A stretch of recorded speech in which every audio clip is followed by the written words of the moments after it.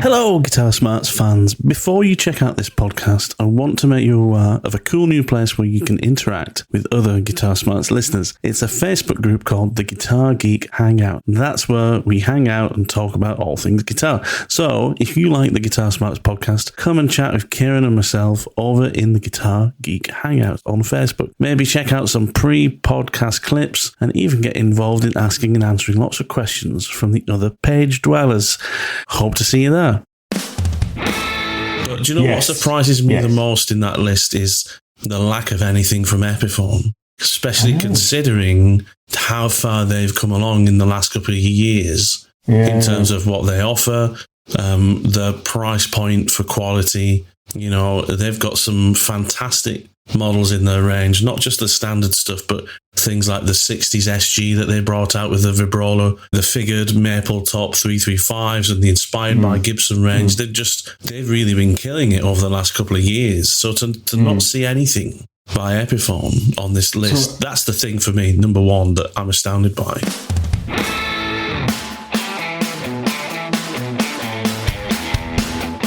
Greetings, welcome back to the Guitar Smarts podcast. Remember, if you're an everyday gigging guitarist, this is the podcast for you. Maybe your friends too, so please tell them about us.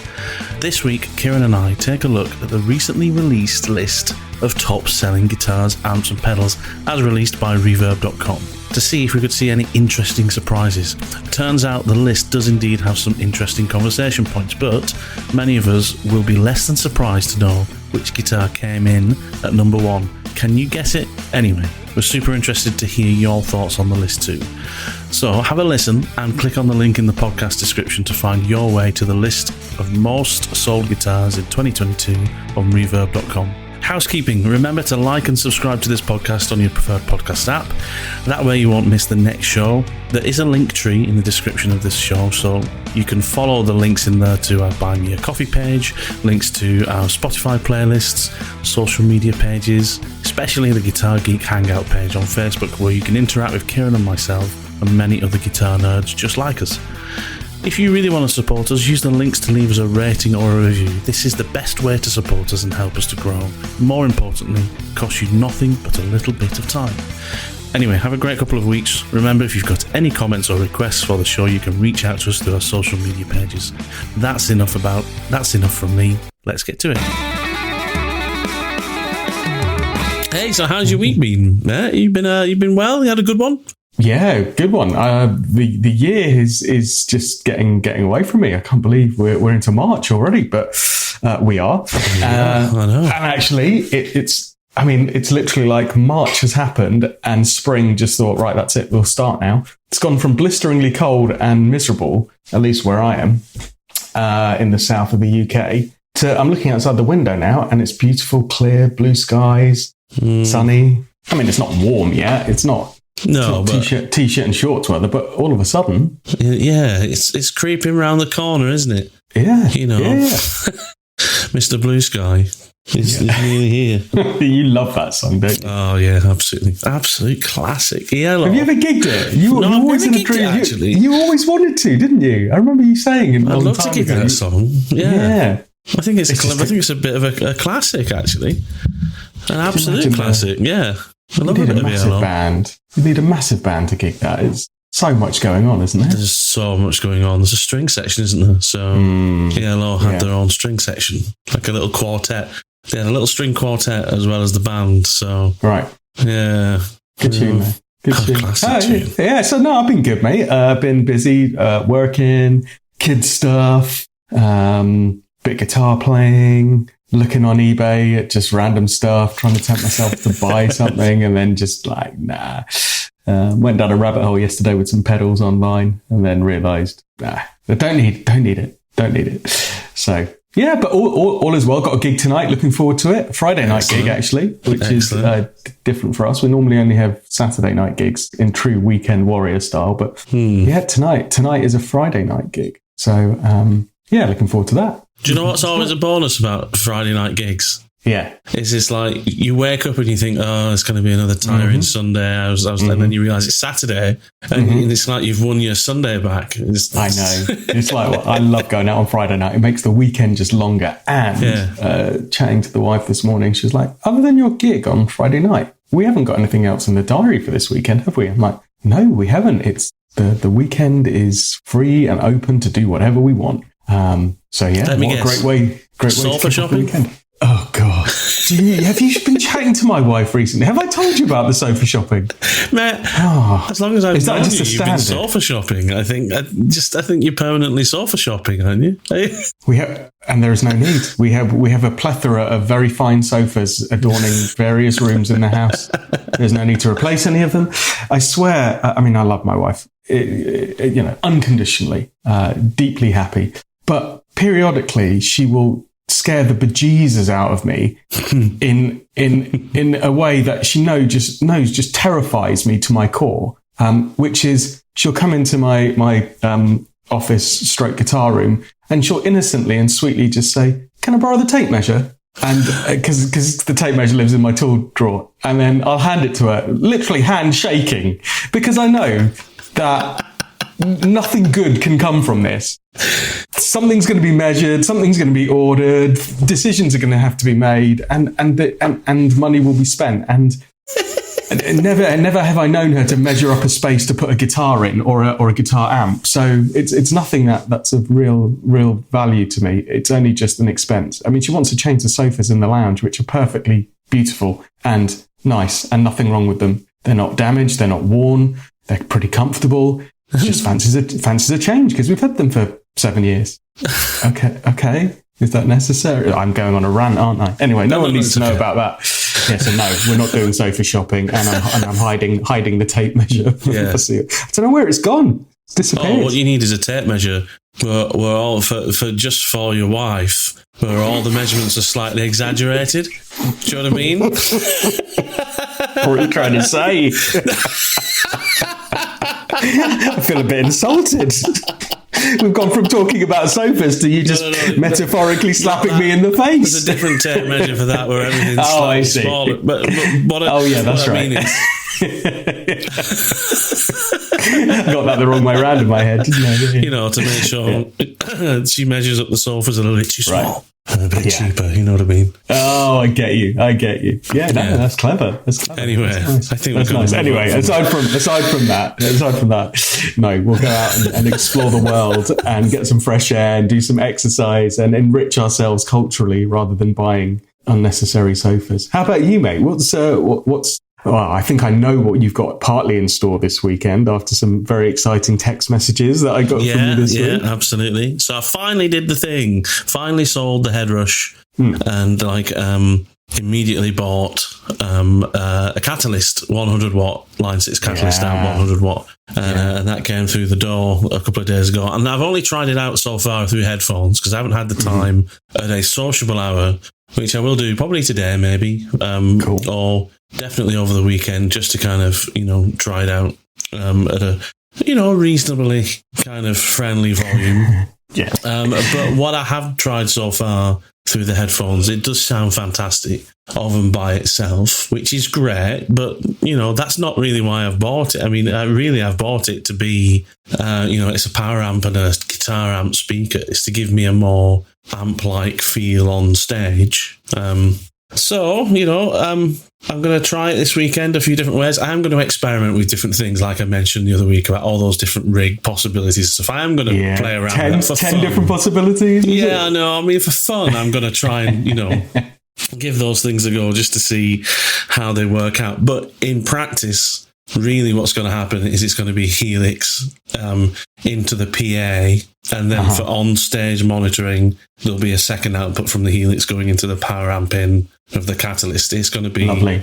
Exactly that, and it'll still be all the Helix. But, at least that gives me the option of, if the Helix dies, I can plug straight in. I can still run, 2 channels worth of sounds off of it. And have a boost function as well. So it's, it's kind of, it gives me so many more options. But Yeah. So this is so this gives you a step. Well, obviously more options, but it gives the sound man what he wants, which is a nice signal out of your Helix. But then it also gives you that, I guess, more amp-like sound from a speaker on stage. That's right. In-ear monitors you have to use for some gigs, right? So you wouldn't bother in that instance. But for where you can get away with a nice proper guitar monitoring on stage, that's what you've bought it for, right? Yeah, some of the bands that I det for like having the guys like having something on stage. They like hearing a loud amp on stage, and some of the bands that I det for,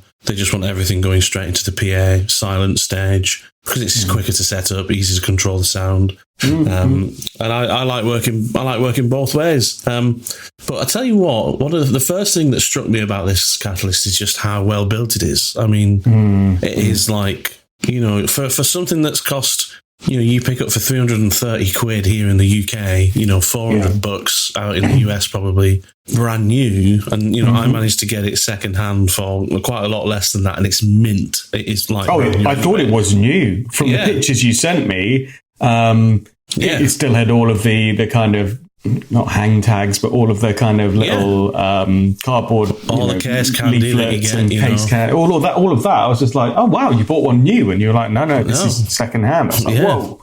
And it's built beyond its price, certainly. And just everything, like the feel of the controls. It's got that nice kind of, nothing feels loose or cheap or anything on it. Everything feels really well built. Do you remember a few years back, I had a Blackstar ID Core 100 as an amp, a similar kind of thing, 100 watt modeling amp kind of thing, and that was about a similar price to this. It's probably a competitor, and that didn't feel anywhere near as well built as this does. But the key thing for this is that it's a 100 watt power amp, and it's a proper ceramic speaker, guitar amp speaker. It's not like a lightweight neodymium or anything. It's a proper guitar amp speaker that's in it, which is, I think, going to give me a better feel on stage, better projection, better kind of dispersion of sound, different to what I was getting from that Head Rush, which is really just a PA speaker. So there we go. That's my week. I've been getting that, and I'm noodling around with it, and I'm looking forward to trying it out a bit more this weekend. Yeah, and I've got a gig coming up in a couple of weeks, so I've got a first det gig of the year towards the end of March. So it should. That's with a band as well that likes a bit of sound on stage, so it'll get a proper run out there, which is good. Excellent. So yeah, man. Well, it sounds exciting, and I'm pleased, and you made it happen pretty quick, actually. I must say, I know you were getting a bit kind of like, the Head Rush hasn't sold yet, but then all of a sudden just went, and that was it. And then within 24 hours, the Catalyst had arrived, and off you go. That's it. That's my experience with selling things on Reverb is actually really good, I've got to say. Yeah. I generally find that there's not a huge amount of stuff on Reverb. I mean, unless you're trying to buy a Tube Screamer. If you want to buy a Tube Screamer, or if you want to sell a Tube Screamer, you're probably going to wait 1,000 years for everyone else to sell theirs, unless you're just selling yours cheaper than everyone else's. But generally speaking, things that I've sold, there's only been one or two other things. So you think it's just a matter of time. You just need one person in the country to decide they need to buy one of those and to look for it on Reverb and find yours, and then it's just a case of, well, I can see that I've had enough views and I've got enough people watching my thing. I now know that it's just a matter of time in terms of when the price meets the kind of thing. I might have it on the market for 260 quid and I've got 8 watches. Nobody's buying it. So I'll leave it there, and then in like a week's time, I'll bring it down a tenner. Leave it there a couple of weeks' time, bring it down another tenner. And then eventually, somebody decides, that's the price I want it for. Yeah. It's simple, and Reverb makes the whole process super simple as well in terms of selling. Not that we're sponsored by them or anything, but my experience, my experience selling on there and buying on there is just superb. Really good. Nice, man. Nice. Well, actually, it's funny you mention Reverb, because that is again without any endorsement or plug or association with them. That is where we're going to be dipping into in terms of some reference stuff for today's topic, because you and I were chatting last week and have been really about over the last few months about the popularity of certain guitars, certain amps, certain pedals. And then I noticed that it's been a couple of months now, but I don't think everyone's seen this. And certainly it was relatively new as an article for us. Reverb have published quite helpfully a list, a few lists, in fact, of some of the best-selling gear, guitars, amp, pedals of 2022, which seems like a bit of a distant memory now, but it'll be interesting to have a look at that and see, and maybe we can make some kind of comments and predictions for this year. But it was an interesting list to look at, I must say, in terms of what is still popular, what is selling, what are people enjoying, and looking not just at what is, generally selling in large volumes, but the stuff that were also, they very handily put together lists of stuff that was released last year and how well that sold. So you can make a comparison of, what was really popular that came out last year, but also how does that then stack into the general kind of historical trend of what continues to sell well. And I've seen some changes and some trends in these lists, which is making me go, there's some interesting things there. Sorry to interrupt this conversation. However, if you're a regular listener, then you should definitely come and join us on our Facebook group, the Guitar Geek Hangout. You can interact with other listeners of the show, engage in general chit-chat about guitars, music and pedals, or just share images of your guitar collection for everyone to look at. Regardless, it's the next place you should visit online. Go and join the Guitar Geek Hangout on Facebook now before you carry on with this podcast. I'll wait here. Welcome back.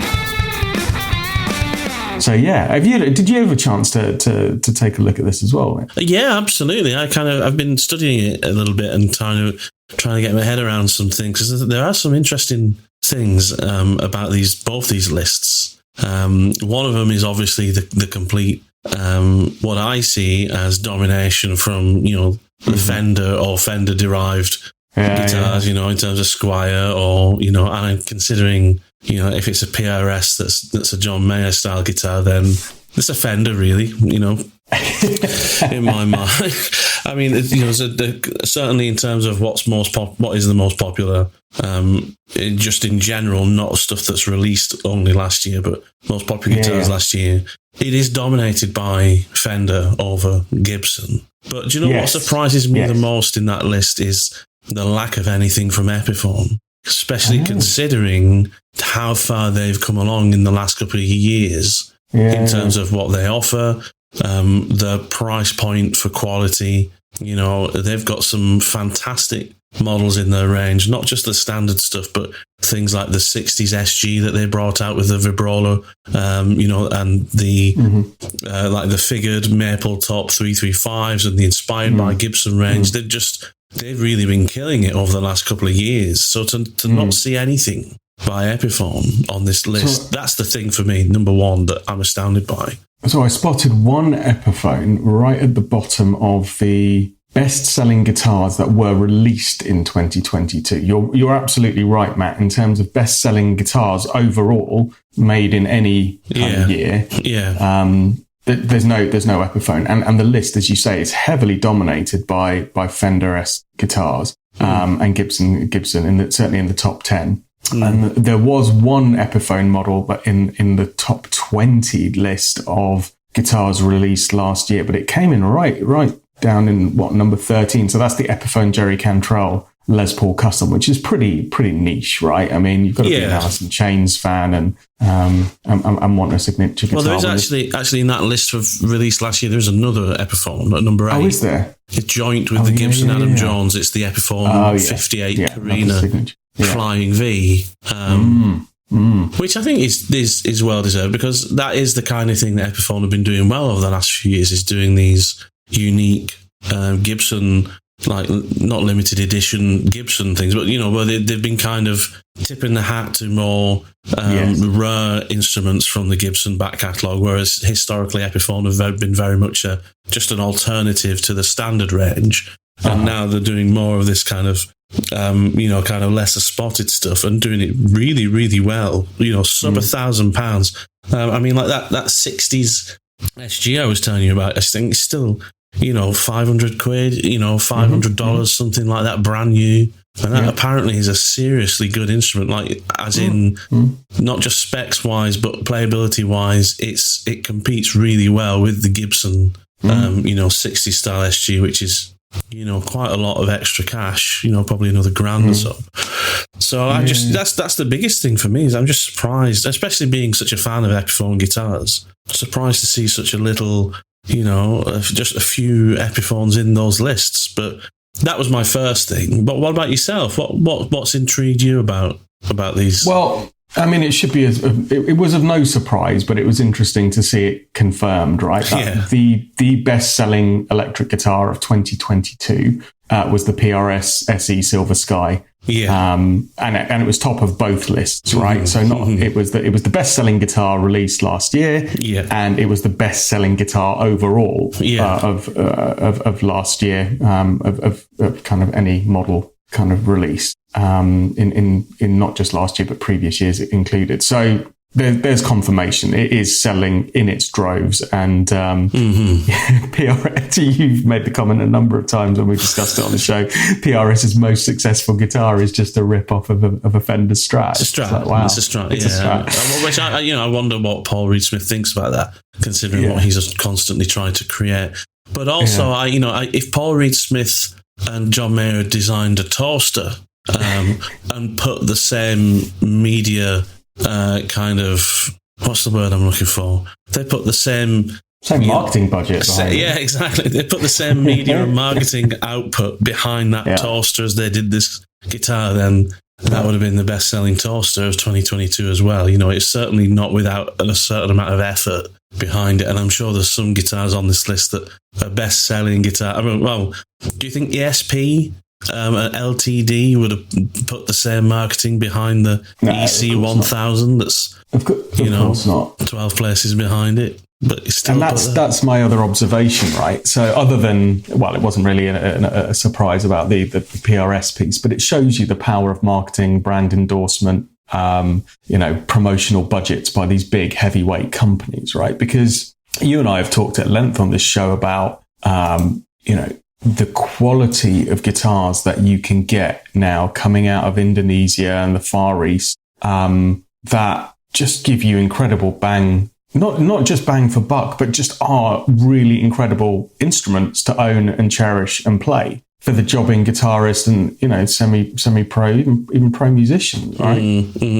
But clearly Cort and the likes of that kind of ilk of guitar don't have those marketing budgets. That's how they able to make their business model work. They sell volume, but they sell cheap, and they don't invest heavily on huge marketing and PR budgets. So arguably at the other end of that, PRS, the whole John Mayer piece, have invested heavily in that. And I think there's no such thing in this instance as bad PR, right? The whole controversy around the Silver Sky and it's a Strat ripoff has only then prompted people to go and want to try it out and make an assessment. And so, number one on the list of best-selling guitars was the PRS SE Silver Sky, and number two was the Fender Player Stratocaster.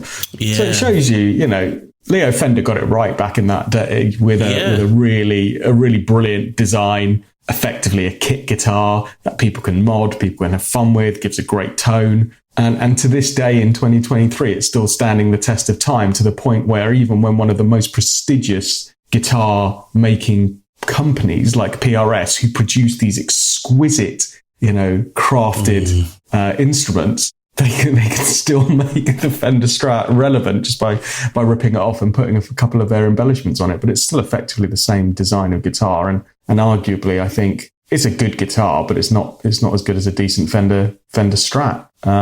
But then you put John Mayer's name on it, and it sells even more. So, it's interesting. Gibson, I thought would be higher. Gibson is still there in the top 10. But considering how much Gibson spends on kind of marketing and brand kind of presence, maybe they're happy with that position. Maybe it's always been thus because of the price points of their instruments. But the standard 60s and standard 50s Les Pauls come in at number 6 and 7 in the top list. And then you've got a whole range of more Fender stuff, Telecasters, Squier stuff. Squier Classic Vibe, Affinity Series Strats. They're all there all the way in the top 20 list. So basically, in summary, that list is the Silver Sky, various Fender Strats tellies of different price points, and a Gibson Les Paul. Yeah. And that's pretty much it all the way through to number 20. And you think, wow, that surprised me, that it would be so heavily dominated still by those three manufacturers. Do you know what I like about this list as well? I think I like the distribution of value of these guitars as well, in terms of this isn't a list of the most expensive guitars. This is, there's a really good distribution of affordability here, especially in that top 5. A Fender Player Strat you can get for less than 500 quid. I really like that that's at the top there, because, my Strat's a Player Strat, but it's a classic Player in 60s from about 2010. So it's the previous model to the previous model to this. So they had the classic Player 60s, then they upgraded it with a slightly different spec to what I've got, and then they retired the classic Player series and created the Player series of guitars, which is a wider range of instruments, but the made in Mexico origin, which keeps the price down, and they're really, really great instruments. So to see the Player Strat number 2 and the Player Telecaster at number 5 is really great, to see those affordable instruments being so popular. But number 3 is the American Professional Strat, the Professional 2, which I guess is what... Because I don't know Fender's range that well, because I know they have the Ultra, the Professional, and different things like that. And I think, hopefully somebody maybe in the Guitar Geek hangout, or in the comments, etc., can correct me on this. But I think the Fender American Professional 2 range is really the equivalent of what an American Pro or American Standard Strat used to be, I think. Although I could be wrong, because it's the a little American bit Standard more. is in there. Is it a bit more?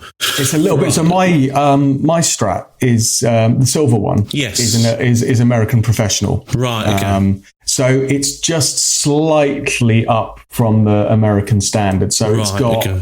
So it's got the noiseless pickups in it. It's got the is it the S1 switching they call it, which is like different kind of switching combinations in it. Okay. It's got a roller nut in it. It's got a compound radius on it. Actually, there's quite a few differences from the US standard Strat. So the neck radius is different, nut is different, trem is different. Noiseless pickups, as I said, different switching. So, but it was very good value for money for those additional appointments. I must say, it was like another £200, a couple of $100 more than the standard when I bought it brand new. For what I considered some really nice additional features on it. That kind of makes sense to me, because the Fender Player made in Mexico Stratocaster that you mentioned is such a good guitar and so well made that I think it almost says if you want an American Strat, you might as well pay a little bit more and get the Professional one, which has got all these additional bells and whistles on it, because between the Fender Player Strat made in Mexico and the American Standard Strat, they're pretty much the same specs, apart from where they've been made, and arguably maybe the American electronics are slightly more premium. But other than that, the specs are pretty much the same. So, I think the American Professional is a really good value for money American Strat if you want an American Strat, because as I said, it's just got loads of extras on it.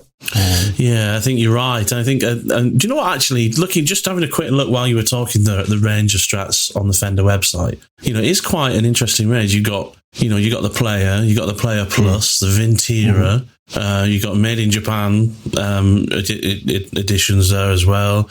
You've got the American Vintage series, American Performer, American Professional 2, American Ultra. So they've really spread out, It's too many. It is a lot, isn't it? It's a lot more than it used to be. I mean, my memory of it used to be that it was kind of like the one that I've got, you could buy a standard Strat that was made in like Japan, and I think you could buy like the classic Player, which was made in Mexico. Then there was this period of time where you could get that Highway 1 Strat and Telly, which were good. The cheapest US made guitars. But then after that, it was kind of just like a standard US Strat or or a Strat kind of deluxe, which was, less sensors and things like that. But going back a bit. But, That's good though. I mean, because effectively for them, it's pretty cost effective, right? These bodies are pretty much made of the same stuff because we're not going into custom shop territory here. So they're pretty much the same bodies, same necks, same fret wire, all that kind of stuff. It's just a case of adding some different little embellishments here and there, different finishing choices, different colours, and then obviously the big difference is the country that it's made in. But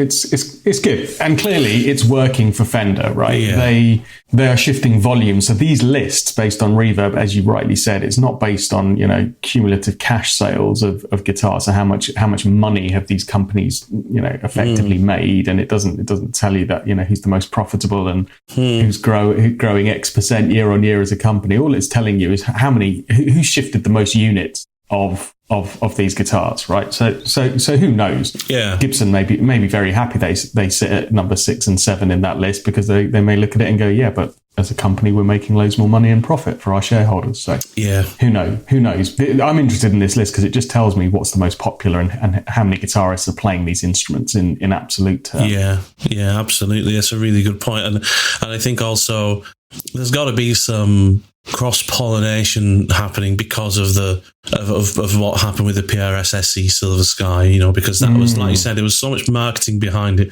not just from PRS, but indirectly as well, kind of via a lot of social media and a lot of YouTubers who were asked to do videos on that. So I think, arguably Fender have benefited from that indirectly as well.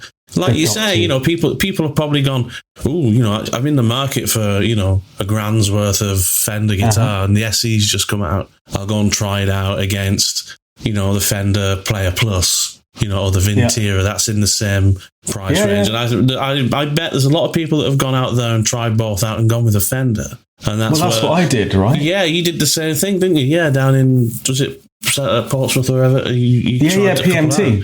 PMT in Portsmouth. And I think you're absolutely right. It can't, in some way, again, no PR is bad PR in this regard, even for Fender, because in every mention of the PRS Silver Sky in a media release, some journalists mentioned, it's very similar to the design of a Stratocaster, etc., blah, blah, blah. So if you're a fan of Mayer, and there are billions of them, including ourselves, you're interested in this PRS SE, what are you going to go and A/B it against? You're going to make your price choice. You'll probably, if you've got fairly deep pockets, you'll A/B it against the full fat American Silver Sky and the SE, and you'll make your judgment as to whether it's worth the extra money, a lot of extra money, buying the American version of it. But you'd be crazy not to then just go, well, let me just try it versus a Strat and see. And I remember having that conversation with the girl in the guitar shop when I was handing them back at the end of the session. She was like, "What do you think?" And I was like, "Do you know what? It's a really good guitar, but I'm not sure it's worth the extra few hundred versus this Fender Player Strat. I think the Fender Player is a more versatile, nicer guitar tonally." They're both great guitars, but I'd probably still buy the Fender. And she went, "You know what? A lot of people do. When they try those two out," she said, they opt for the Fender. But certainly this list from Reverb would say otherwise. And actually, a lot of you guys went and bought the Silver Sky SE, which is a great guitar. It is a good guitar. I mean, I know I was a bit disappointed, but I think in hindsight and on reflection, I was thinking that maybe it was going to, all of a sudden, a chorus of angels would float down from the sky and kind of, just transform me into this magical place, because there was so much hype around it. And it's just a really good workhorse guitar. I think also it is well priced. I remember when we had a discussion about this about a year ago, wasn't it? Because it came out right at the beginning of the year. That's the other good thing they did. If you want your guitar to be the best-selling guitar of a year, bring it out in January.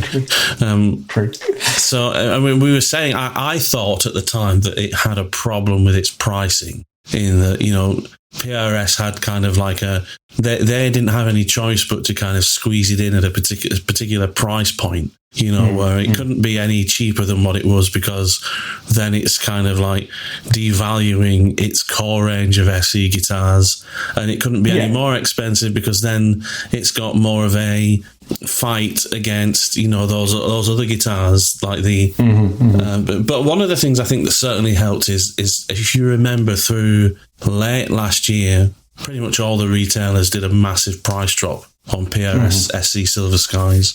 They went from being the £850 or $1,000 whatever that they came out as, to being, certainly here in the UK, there was a period of time where you could pick up a brand new Silver Sky for less than £600. That's a huge price drop. That certainly would have helped the reason why they're the top of this list. But other than that, other than the things we just talked about, are you as surprised as I am to not see more Gibson on this list?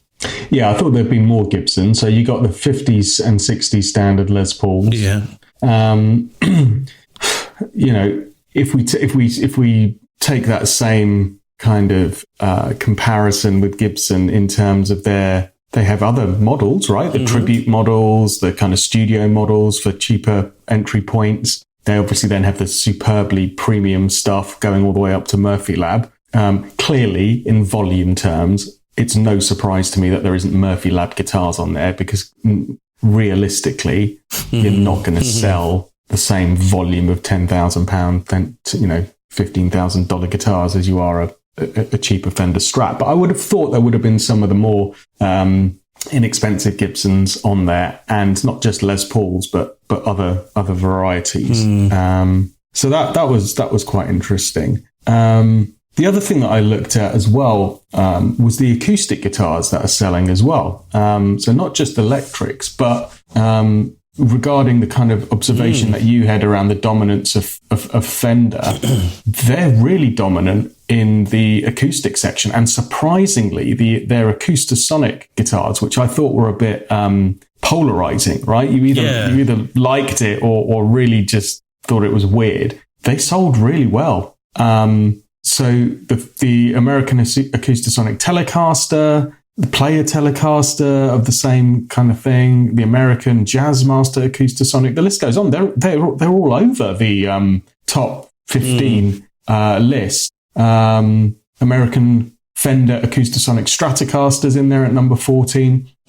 So Fender cleaned up pretty well in what is a much busier premium kind of brand market. I would imagine the acoustics is, you got Martins, Taylors, Guilds, the list goes on. And actually number one was a Gretsch for 2 years in a row. This little parlor Gretsch, the Jim Dandy model, dominated the acoustic list. One Gibson on there, which is of course the highly revered and beautiful Gibson J45 that came in at number 11. But other than that, I think they're just too expensive to be on the list, Gibsons. I think do you not think that's part of the reason why maybe Gibson aren't as, I mean, if I'm just going on Gibson's website now, and the standard, the 60, the Les Paul standard 50s and then Les Paul standard 60s in like Heritage Cherry Burst or in Ice Tea for either one.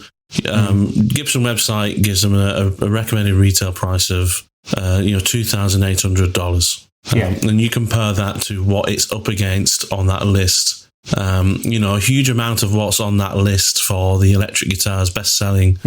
I can imagine most of what's on that list is $1,500 and less, except for maybe one or two, like the Silver Sky, the full fat Silver Sky, and things like that. So even the number 20, the PRS C24, that's PRS's cheapest core American range instrument, because it's a bolt-on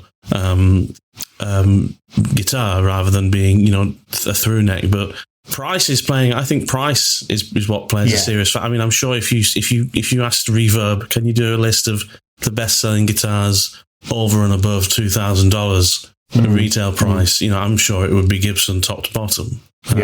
So there's a couple of things going on here then, isn't there? Because we've made the observations around the fact that, if it was just about price and shifting volumes, then you would expect to see a lot more of the Epiphones and the Cort guitars and a lot more Ibanez stuff. Yeah. Ibanez are producing some beautiful guitars, really inexpensively, but there's one Ibanez, I think, in that list, maybe a couple more, but certainly, bearing in mind the popularity of kind of metal music, still rock music, I would have expected to see a lot more. So there's clearly a link between how much you're spending on brand awareness, advertising, promotion, and that's reflected in the dominance of some of those big brands still, Fender, PRS, Gibson. There's the heritage element and the brand kind of snobbery element of wanting to own one of those guitars, but not to the same extent, because as you've pointed out, there's Fenders in there that are Squier, cheaper instruments. So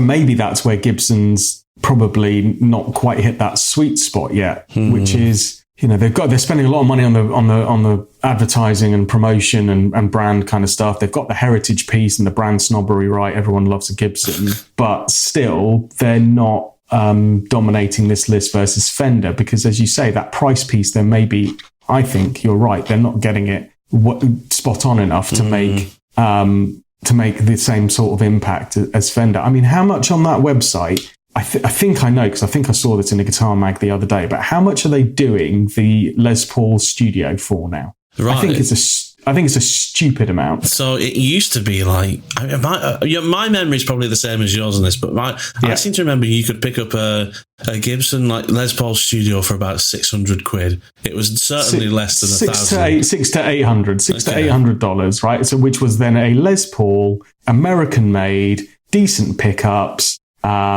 decent finish. The way in which they'd saved some money is you didn't get any binding on it, which actually on the Studio looked pretty cool in like the wine red finish and some of the other finishes. But it was, for all intents, a great Gibson Les Paul. They weren't bolt-on necks; they were glued-in necks, so everything was cool and hunky-dory.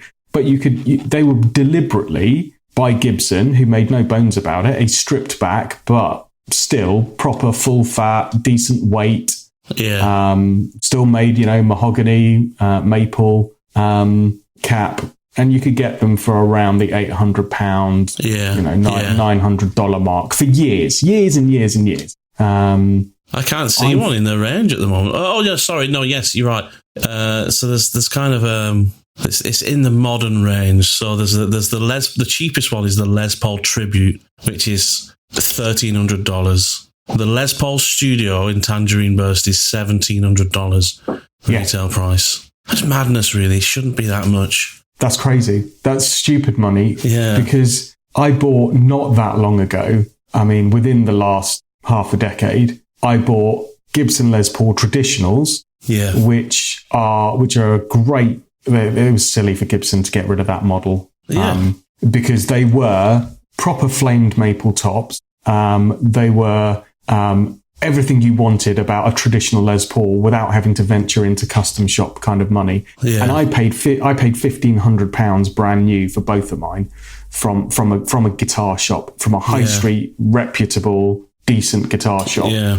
So now they don't have that kind of model anymore. They have the 60s and 50s standards, which are okay. But you're still not getting really decently flamed maple tops on them.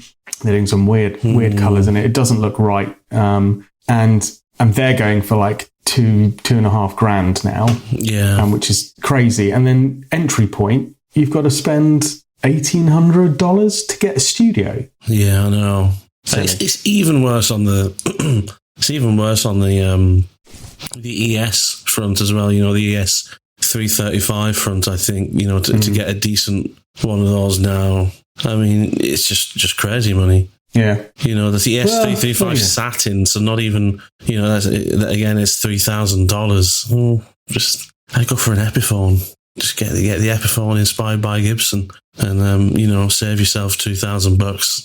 I don't get it. But there's other news from Gibson at the moment, isn't there, that they're actually looking to start selling actual vintage guitars. I saw that. I thought of you, obviously, when I read that and your whole comment about how they're just trying to recycle their stuff from yesteryear and charge a premium for it. But now they're actually just going to set up their own version of Reverb Basically, start selling off a vault of guitars and just start. Because it's kind of like they know where the money is, It's, why we've got all these £500,000 guitars sat in a vault. Let's sell them off. I mean, I feel like it's the equivalent to, selling all the gold off in the foreign exchange just because, I feel sorry for Gibson because I feel like, new management, new ownership over the years. And it's all, maybe it's just they've lost track of who they used to be. I don't know. Well, they certainly did through some of those bizarre years, but who knows? I'm going to dig into it and have a little look and see what the company profitability is looking like and how they're doing with shareholder returns and stuff, just to see are they on the right track and has JC, the new CEO, come in and they bought made Kramer guitars recently. They must be doing okay if they bought another brand, but you'd think, wouldn't you? Because Fender bought Gretsch over the last few years, and Gibson bought Kramer. But why they bought Kramer? I don't know. I don't know. It's a weird one. Anyway, the guitar side of things was interesting in that list. Yeah, but if I'm honest, in summary, I'd say it was a little bit kind of like, oh well, yeah. So nothing's really changed since I was a teenager. They're still buying Telecasters. Basically. People are buying Strats That's and what Telecasters. That top 20 list is saying. And some PRSs as well, for sure. You go, okay, well, there's no surprise. Yeah. But I had a bit more excitement and a bit more reflection when I looked at the amps that are selling. Okay. So the first thing that I did, when looking at the Reverb list of amps, the best selling of all time, as I often do, and I did the same with the pedal list as well, which I'd encourage people to go and have a look at these lists. As I thought, I wonder where my gear features on this list. Right. Because I don't profess to be someone that's particularly original in my gear choices. Right. And like any of us, I'm influenced by kind of others in terms of what I should try out. So my rig is I would imagine for most, there's a few weird and wonderful things in there, but for most it's fairly predictable. So I thought, okay, well, let's thinking about amps. Where is on the amp list what I would have assumed. Well, not assumed, but have known for many years to be an absolute staple, which is where's the Hot Rod Deluxe or the Blues, the Fender Blues Deluxe, right? That is literally the most, or was for many years, the most gigged pub amp, right? It's not on the list. It's not on the list. It's not on the list. Which is interesting. So what is on the list? Well, do you mind sharing the list with me? Because I actually can't find where the amp list is on a good old Reverb. Sorry, mate. I'm searching for it while you're talking. No, don't worry, mate. Don't worry. Here, I've got it for you. Let me come to your aid. Thank you. Right, if I can pop it in the old chat. There you go. There we go. Fantastic. Cheers, mate. Have a gander at that. Right. So scroll down to overall best-selling amps of 2022. Okay. Interesting. Some good ones in here. Some really good ones. In at number one, what do you reckon? Oh, actually, I'm not surprised at all. Now I'm reminded. now I'm reminded of it. Yeah. Wow. There's barely a giggable amp in the top 5. Isn't there? When you think about it. That was my first. Yes, exactly. Exactly. You've just seen this list fresh, right? In real time. And that's the exact same thing that I thought when I looked at this. I went, the tides have changed. So not only that, but when you get to the giggable amps in that list, so what has been switched out is tube amps. Yeah. Which is cool in many ways, right? And I think there's a couple of things that have happened.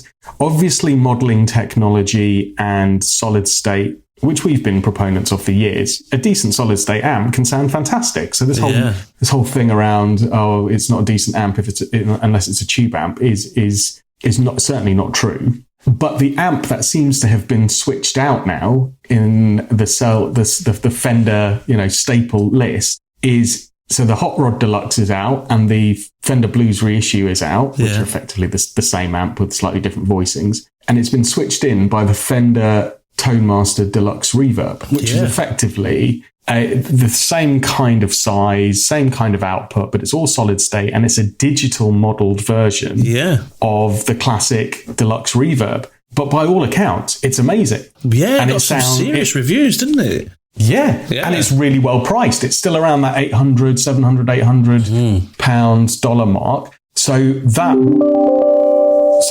would have been your Hot Rod Deluxe type money. So out with the tube amps, and in with the digital and the solid state amps. Do you know what I'm also having a realization here is I wonder if what we're also seeing is the manifestation over the last few years of what the pandemic's done for the guitar industry in terms of, because there's a lot of stuff when you think about it, because I did think, like there's a lot of beginner guitars in this top 20 guitars, a lot of Squiers, a lot of the cheaper Fender ranges. And now I'm looking at these amps thinking these are the kind of amps that people would buy to practice at home with. Maybe what we're seeing is the last few years, the influx of new guitarists taking up the guitar, doing the Fender Play online and stuff like that. And actually, a lot of this is driven by those new guitarists wanting to learn, and that's what's pushing some things down. I'm speculating entirely just by, I don't know that that's true or not, but it does make you think,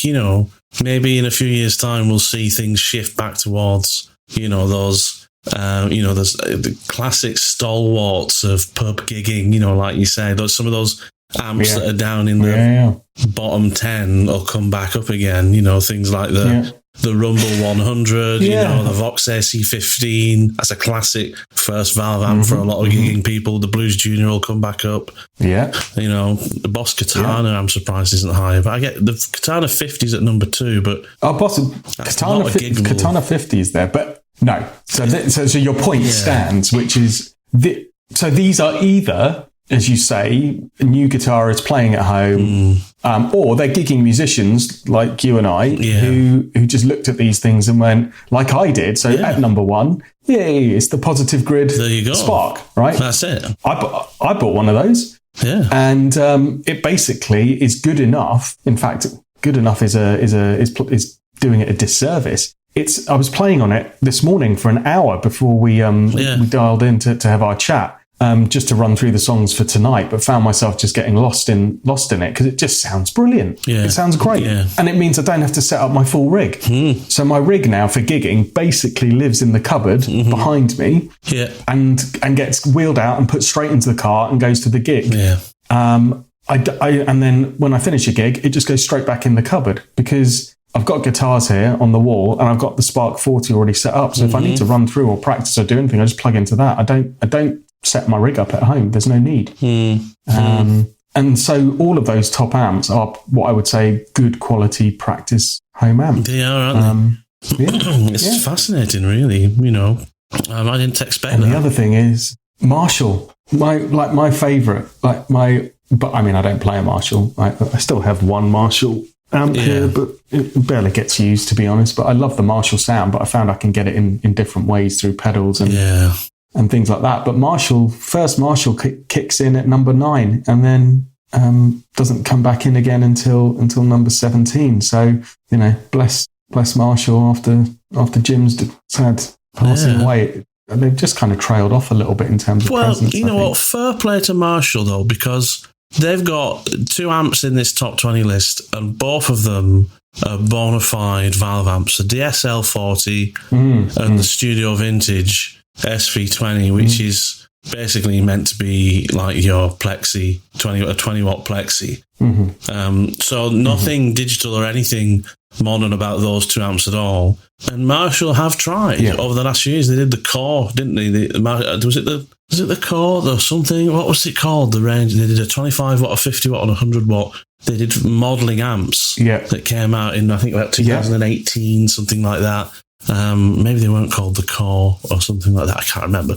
But they've those got great reviews as well. They're still available, but people just don't go to them for modelling amps. People go to Marshall for what you go to Marshall for, which is, a proper bona fide Marshall sounding couple of channels or 2 or 3 channel head or, combo. And that's just not what people are doing. they did something really cool. I think they came out last year, maybe it was the year before, and I thought, these are going to be great for Marshall. Is they did a run of, I think they were called like the Studio Series amps, which were lower wattage rated versions of their most popular, full fat Marshall 100-watt heads. Right now, clearly, I think everyone appreciates that nobody's carting 100-watt heads and 4x12 stacks down to the pub or a function gig anymore. It's just not done. I used to, but not anymore. So Marshall, it took them a while, but they then went, right, let's just do some 25 and 30-watt versions of these, all the same kind of heads, nicely wired. Yeah. And then they made them switchable, I think, down to like 5 watts as well. So then you get a proper home studio and giggable amp of like a JCM 800. Exactly. They did a Plexi. I think they might have done a Silver Jubilee. That's exactly. I'm just looking at them now. I just showed you the link. So they did the JCM 800, a 20-watt head, and I think also a combo. They did the so they did the SV20C, which is the one that's in the top 20 list. That's meant to be like the Plexi, because it's got the 4 inputs as well, so you can jump with the inputs, so you get that Van Halen kind of, or whatever, to get more gain out of it. And then Plexi sound, that's it. And then the 2525C and 2525 heads, which is the small 20-watt version of the Jubilee. And those Jubilee. Absolutely a classic. Absolute classic. Those 80s Marshalls are just, like the JCM 800 and the Studio Jubilee, are just absolutely astounding tones and amplifiers. Fair play to Marshall, for doing what they do. And the code, sorry, that was it, not the core. The code was the Marshall code was the modelling amps that they do. Code 25, code 50.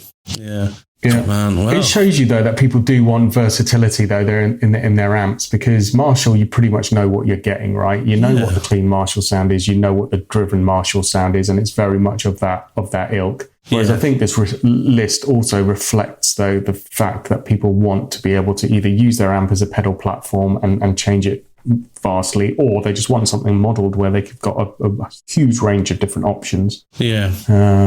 So maybe that's what, I don't know, is what we're seeing in that list. But really interesting and made me really think about, this is solid state and modelled amps clearly are selling in their droves, and tube amps are not anymore. At least in the same volumes. Yeah, interesting. Yeah, fascinating. There you go. Well, mate, I think that's a fascinating conversation we've had there. I really didn't expect those lists to be like they were. I mean, I didn't really know what to expect, but it's kind of nice to see that the best-selling guitars to still be all Strats and Tellys and Les Paul derivatives, basically.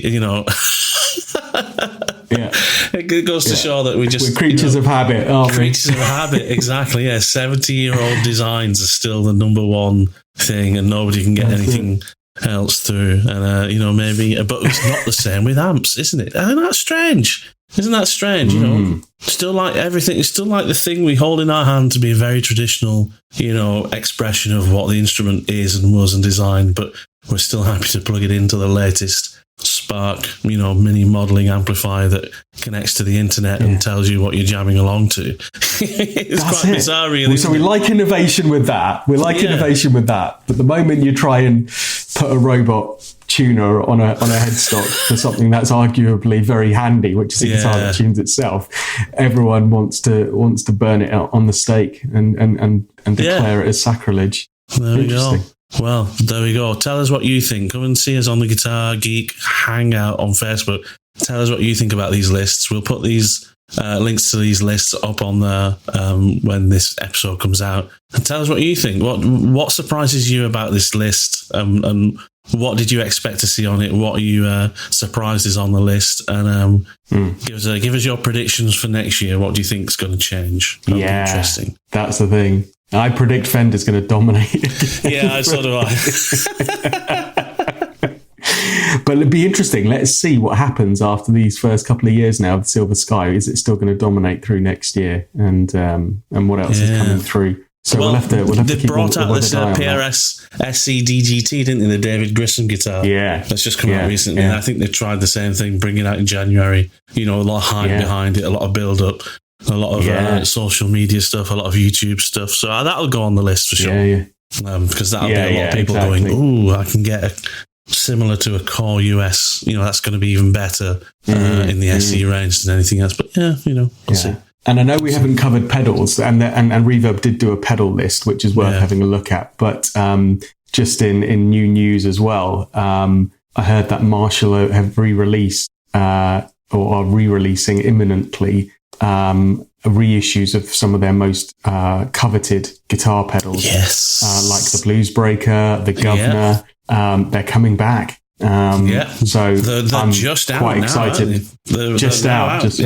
Yeah. So I'm quite excited to quite well priced get my hands as well. on one of those. 170 quid, 170 quid a pedal. Yeah.